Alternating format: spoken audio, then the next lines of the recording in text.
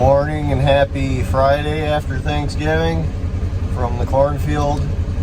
It's really cold out here. Blowing out irrigation lines before they freeze is the goal. We got another Thanksgiving today, but we're trying to get a couple of them done here.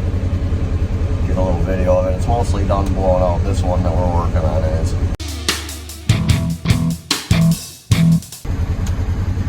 Dad's up at the other end. You can't see him up there, way up there over the hill. And he's got the air compressor blowing air in the end of it.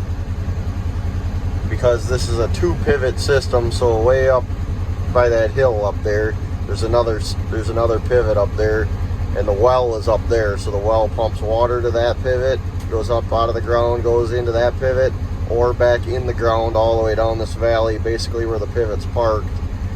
Kind of right here, goes straight down there. So we're blowing out the line that's underground before it freezes, which it's probably got a long time before it actually freezes underground, but the water sits in this pipe that comes up all the way up to the top of the rim here. So the water above ground is going to freeze really fast, but it wasn't frozen at all when I took that cap off this morning, or just now, so that's a good sign. But get her blowing out here, and then we don't have to worry about it.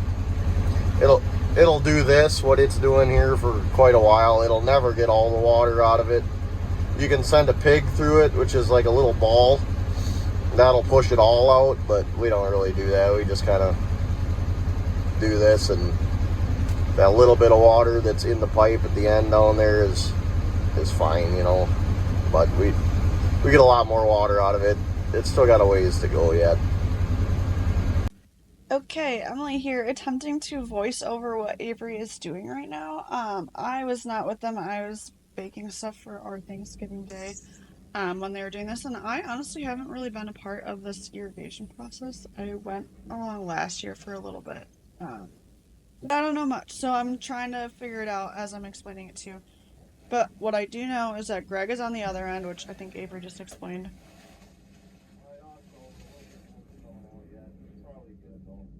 And he has a walkie-talkie, and then Avery obviously has a walkie-talkie, and they are communicating to figure out when like water is pretty much done coming out so that they can close it up.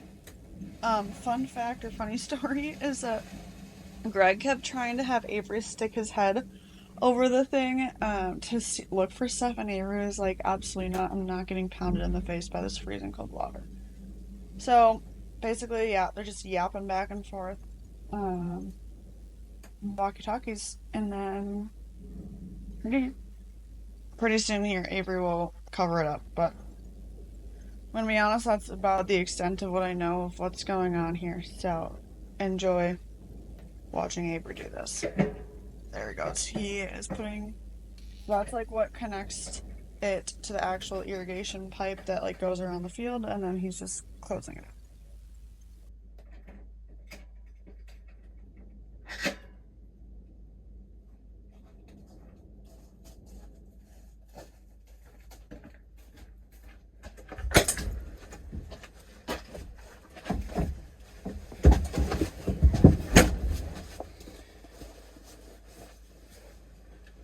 Do you want me to go up to Merlin and undo the towable one?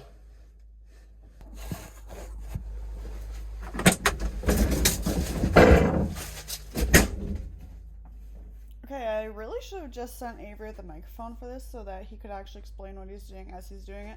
I was going to try and edit this at home before I went over to the farm, but I'm going to make Avery voice over this to explain what he's doing to you guys.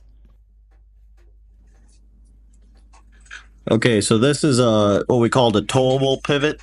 So it's got 2 risers underground. This is one spot that it makes a circle, and then you pull it halfway down the field, and with a little tractor, and you can make a circle again with the same pivot in 2 different spots of the field. Well, I have to cap this one because this is the first one closest to the well. So I have to cap this one and then drive down to the other end of the field at the furthest away spot to blow the water out that. So right now I'm trying to get the hose off of the riser and then find the cap to put on it, and the cap was in the weeds, so you'll see me searching around a little bit for that. But yeah, that's about it. Trying to get the hose off of this. The hose you see laying in the grass is what the water goes to the pivot in, so I'm trying to get that off and put the cap on. Also, I came to the ranger to call to try and figure out where the cap was because I couldn't find it, and then I never started recording again.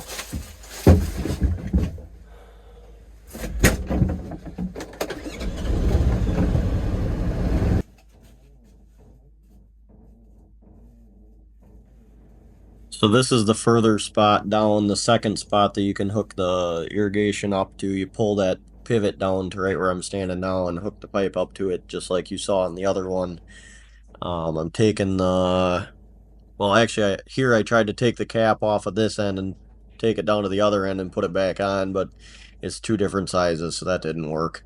But I ended up finding the cap down there. Maybe that's later on in this video Emily edited and I haven't watched it yet. So that's what I'm doing now. I'm taking the cap off down here to try and use it at the other end, but it ended up not working, and then I ended up finding the right one.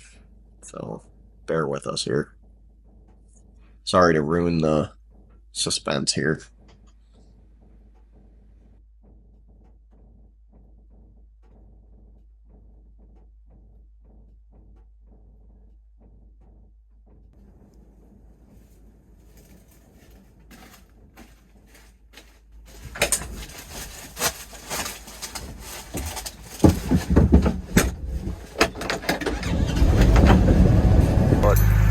Alright, so this is what we got at the other end. We've got, so the well, if I stand up here you can see it. This is a 3 pivot well. So that pivot right there, that's where the well is. And there's another one way down by that house down there. Way down there, you can barely see it. So what you're gonna start up here, you just turned it on and it's blowing the water underground to the well, and then there's a manifold by that well there, and then we've got the valves in the right sequence to push the water all the way down to the other one. So kind of go downhill with it, let gravity help us out. So there's the pivot up there. It comes underground down to this corner here, and it actually goes under the road. Got a car coming. Goes under the road and comes up right here. So that's obviously the well. That's a 3-way valve. So we've got the water going right through these, straight through towards that tank. And then it goes underground all the way to this other pivot way down there, and I'll drive down there. That's my job. I gotta make sure water's coming out. I can see the water's coming out from here, but I gotta tell Dad when it's done, and then I gotta put the pipe back on. You can see it blowing in the air down there.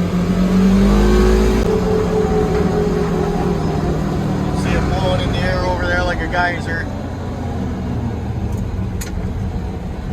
There's a lot of water in this system, so it takes a little longer.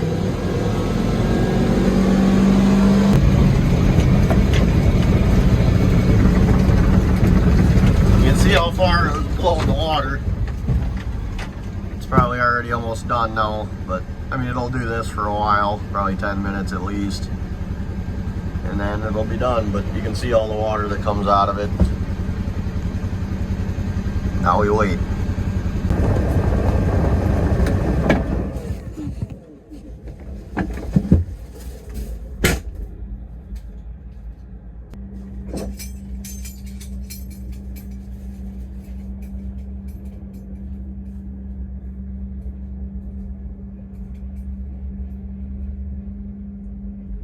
So I've already told Dad that it's done, and I'm just kind of standing by the pipe listening to it, making sure he's got it shut off before I walk up to it and try and put the pipe on. It's pretty cold out there that day. I think it was like literally 5 degrees out, so I didn't want to be wet, and the main reason is I don't want to send any water up into the pivot itself, because if any water gets in the sprinklers and freezes that fast, it's going to break things. So I want to make sure we don't send any water up there.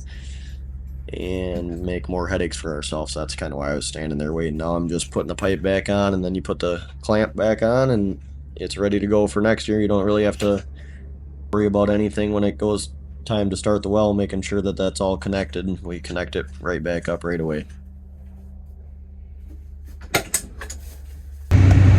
Kind of a simple morning here. It's only 10 o'clock, but we got Thanksgiving at noon again, so time to get moving. But that's just a pretty simple explanation of what we got to do to blow out the underground lines on these irrigations.